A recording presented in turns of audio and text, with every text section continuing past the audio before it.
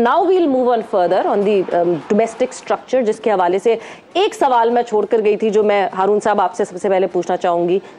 16 team, department, reason 7, फिर एकदम से 6 टीम्स में shrink and then coming back to the same model again of 2014 constitution.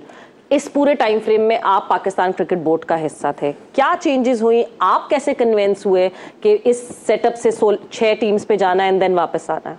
देखिए, एक तो थोड़ा सा मैं बैकग्राउंड आपको बता दूं कि आपने भी थोड़ी देर पहले जिक्र किया था कि ये इतना फ्रीक्वेंट अगर आप देखेंगे कि पाकिस्तान की डोमेस्टिक क्रिकेट में चेंजेस आती रही हैं। कभी डिपार्टमेंट्स मिलके खेलते थे रीजन्स के साथ, कभी अलग अलग खेलते थे।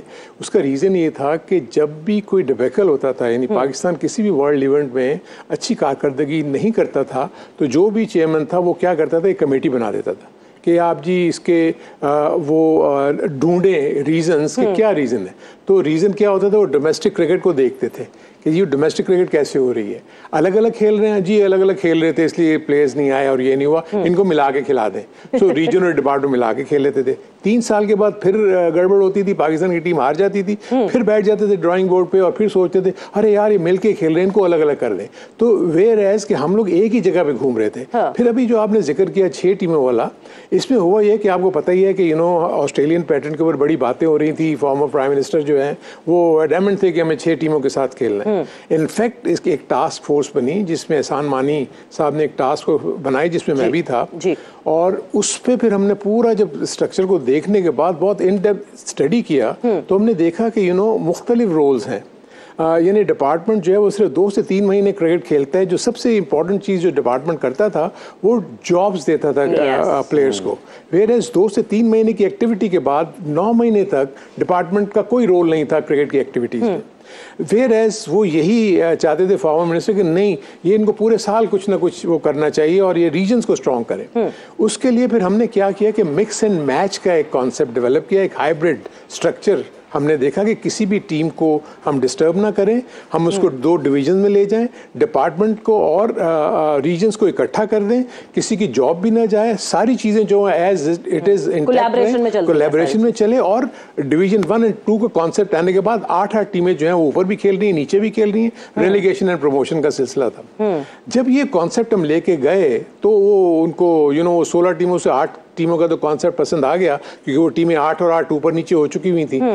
लेकिन वो कह लेंगे नहीं, आप इसको जो है ना, आप सिटी बेस पे रखा हुआ है आपने, आप इसको जो है ना प्रोविंस बेस पे लेके जाओ। क्योंकि अगर सिटी बेस में आप देखें, आपने जो रीजनल सिस्टम शुरू किया था वो 8 टीमों से शुरू किया, आप देखें बढ़ के वो 18 हो गई हैं या 16 हो गई हैं। तो हर कोई आके अगर मैं प्राइम मिनिस्टर नहीं होता हूँ, कोई भी आके कहता है कि जी ये वाली सिटी ऐड कर दो, ये ऐड कर दो, आपको करना पड़ेगा। वेयरएज अगर आप इसको उसमें प्रोविंशियल बेस पे लेके जाते हो तो उसको तो आप नहीं एक्सपेंड कर सकते। इस तरीके से फिर वो हमारे 8 टीमों का जो कॉन्सेप्ट हम लेके गए थे, जिसमें जनरल मुजम्मिल जो थे वो उसके हेड थे टास्क फोर्स के, फिर इस सारा फीड जो है वो मैंने किया था। तो इस तरीके से वो 8 का जो कॉन्सेप्ट था वो उन्होंने एक्सेप्ट नहीं किया और 6 टीमों के लिए कहा गया। तो फिर दोबारा आके हम ड्राइंग रूम पर बैठ के हमने फिर सोच के फिर 6 टीमों का कॉन्सेप्ट हम लेके गए, जो कि बदकिस्मती से हम तो वो जैसी वो लॉन्च हुआ तो हम लोग वहाँ नहीं रहे, और बाद में जो 4 से 5 साल जो सिलसिला चला उसको सही तरीके से मैनेज नहीं कर सके। हारून साहब, हमारी परफॉर्मेंसेस अगर देखें हम लॉन्गर फॉर्मेट में हमने अच्छा नहीं परफॉर्म किया। अगर आप आखिरी के 2 टेस्ट मैचेस हटा दें, उससे पहले बाबर की कप्तानी में आप लगातार हारते रहे। आप इंग्लैंड से होम सीरीज हारे,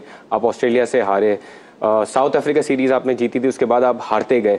आपको लगता है कि डोमेस्टिक के इतने सारे चॉपिंग एंड चेंजेस के बाद हमें ये ज़रूर पता चला कि जब आपकी डोमेस्टिक की टीमें कम होती हैं, जब क्रिकेट कम होती है, तो इवेंचुअली आप टेस्ट क्रिकेट में स्ट्रगल करते हैं? या आपको लगता है कि अचानक से 6 टीमें करने की वजह से आपके इंटरनेशनल पे कोई ऐसा फर्क नहीं पड़ा था? So what is your take on? नहीं, देखिए उसमें तो कोई इशू नहीं है। देखिए अभी भी मैं आपको बताऊं कि आपका जो टैलेंट पूल है ना वो चंद इलाकों में है जी। अब वो आपका जो जहन में था कि पहले कराची और लाहौर जो है बिगेस्ट नर्सरीज हैं, अब कराची और लाहौर बिगेस्ट नर्सरीज नहीं रही हैं। अब आप केपी से देखेंगे जितना ज्यादा इन्फ्लक्स इस वक्त केपी से आपको मिल रहा है पाकिस्तान की टीम में। एक वो जमाना था कि सारा पंजाब यानी लाहौर और कराची से प्लेयर्स होते थे पाकिस्तान की टीम में, अब सारे के सारे आप प्लेयर्स देखेंगे कि सारे केपी के से हैं और डोमेस्टिक में भी इन्हीं की टीमें जीतती हैं, इन्हीं की उसमें। देखिए और इसी के साथ साथ जो आपने कहा ना 6 टीमों के, हमें तो 5वीं टीम बनानी मुश्किल हो जाती थी। आपको याद होगा एक कॉन्सेप्ट था पेंटेंगलर का, इसमें हम 4 टीमें रखते थे जो टॉप थी और एक हम 5वीं टीम बनाते थे, तो 5वीं टीम के लिए प्लेयर्स नहीं मिलते थे। आपको बलूचिस्तान को प्लेयर्स फीड करने पड़ते हैं, आपको बहुत सारे ऐसे जो प्रोविंसेस हैं जहां पर टीमें वो नहीं बना सकते, उनको हमें प्लेयर्स देने पड़ते हैं। सो ये एक इशू था। अब मैं आपको देखें ना, इसी का डीमेरिट्स पॉइंट भी हैं। जो ग्रेड 2 क्रिकेट होती है, आपको याद होगा रीजन्स की जो क्रिकेट होती है, डिपार्टमेंट्स के प्लेयर्स को अलाउ किया जाता है वो खेलने के लिए। एक मैं आपको इंसिडेंट कोट कर सकता हूं कि जब लास्ट ये था, जब ये 2014 के कॉन्स्टिट्यूशन का सीजन, तो फैसलाबाद और कराची ग्रेड 2 के फाइनल में पहुंची, और इस फाइनल में जो 22 प्लेयर्स खेल रहे थे, उसमें 20 प्लेयर्स ऐसे थे जो डिपार्टमेंट से बिलोंग करते थे। फैसलाबाद की टीम वो टूर्नामेंट जीत गई, क्वालिफाई कर गई ग्रेड 1 के लिए।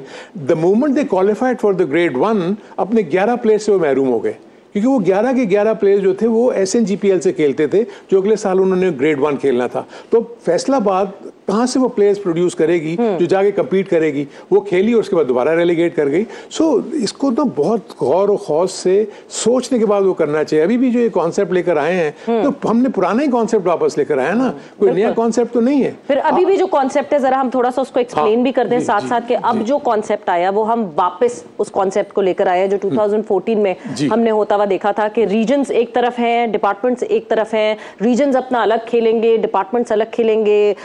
ग्रेड 2 में अलग बट गए हैं। ग्रेड 2 के इवेंट को पहले नाम नहीं दिया जाता था, अब हनीफ मोहम्मद ट्रॉफी के नाम से जो है वो कहलाई जाएगी। आप अगर स्क्रीन पे भी दिखा दें तो साथ साथ हम इस बारे में बात करते जाएं।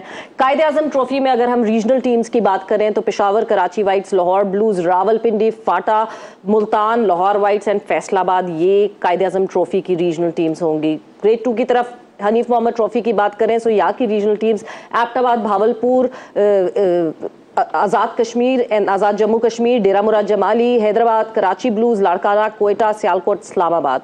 एंड देन अलग से अगर आप प्रेसिडेंट्स कप की बात से प्रेसिडेंट्स ट्रॉफी की बात करें, तो प्रेसिडेंट्स ट्रॉफी में डिपार्टमेंट्स खेलेंगे, और डिपार्टमेंट्स टोटल 8 डिपार्टमेंट्स होंगे, जिसमें से 7 अभी तक डिसाइड हो गए। SNGPL, SSGC, KRL, वापडा, PTV, NBP, SBP, और एक डिपार्टमेंट अभी बाकी है जो कि डिसाइड होना है। So this is the complete format. और इसके बाद फिर जो अंडर एज क्रिकेट है उसकी अंडर 16 अलग होगा, अंडर 13 अलग होगा, अंडर 19 अलग होगा। सो ये तो हो गया, बट यही इशू, मैं हारून साहब फिर से वापस आपकी तरफ आती हूँ कि यही इशू एक सबसे बड़ा मसला होगा कि डिपार्टमेंट्स ऑब्वियसली ये मसला सबसे बड़ा यही था कि दे यूज्ड टू पे वेल, उन्होंने नौकरियां दी हुई थी, तो जो क्रीम होती थी सारे प्लेयर्स की वो चली जाती थी डिपार्टमेंट्स में, और रीजन्स जो हैं वो फिर अपने मेन प्लेयर्स से, उनके हाथ में मेन प्लेयर्स होते ही नहीं थे अपने।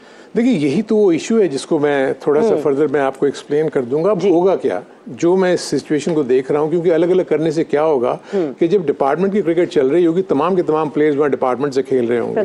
द मोमेंट रीजन की क्रिकेट चलेगी, वही डिपार्टमेंट के प्लेयर्स जो हैं वो अपने रीजन को रिप्रेजेंट कर रहे होंगे। So there will be a duplication. आपके नए प्लेयर्स का ऊपर आना जो है वो इतना आसान नहीं होगा। सो इसीलिए मैं फील करता हूँ कि अब देखें ना कि जो रीजनल अच्छा प्रोविंसिंग प्लेयर अगर ऊपर आ रहा होगा, लेकिन जो की पोजीशंस हैं वो तमाम डिपार्टमेंट प्लेयर्स के पास होती हैं। एक फर्क जो मुझे भी नजर आ रहा है वो ये होगा कि पीछे PCB ने डोमेस्टिक क्रिकेटर्स की जो कि रीजन से खेलते थे, इतनी ज्यादा उनकी तनख्वाहें कर दी थी, उनकी मैच फीस बहुत ज्यादा बढ़ा दी थी।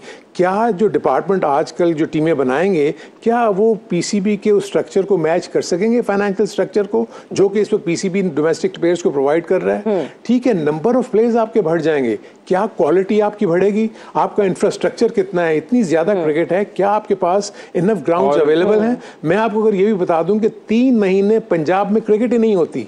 स्मॉग, आपका मौसम इतना खराब हो जाता है कि वहाँ के आप ग्राउंड, जो कि मेजॉरिटी ऑफ द ग्राउंड्स आपके पंजाब साइड पे हैं, आपको सारे के सारे नवंबर, दिसंबर, जनवरी में क्रिकेट को कराची में लाना पड़ता है। कराची में क्या इतने ग्राउंड्स हैं कि जो उसको कोप अप कर लेंगे? So there were so many things. इसीलिए मैं कहता हूँ कि ये 2 से 3 दिन में ये चीजें नहीं बनती।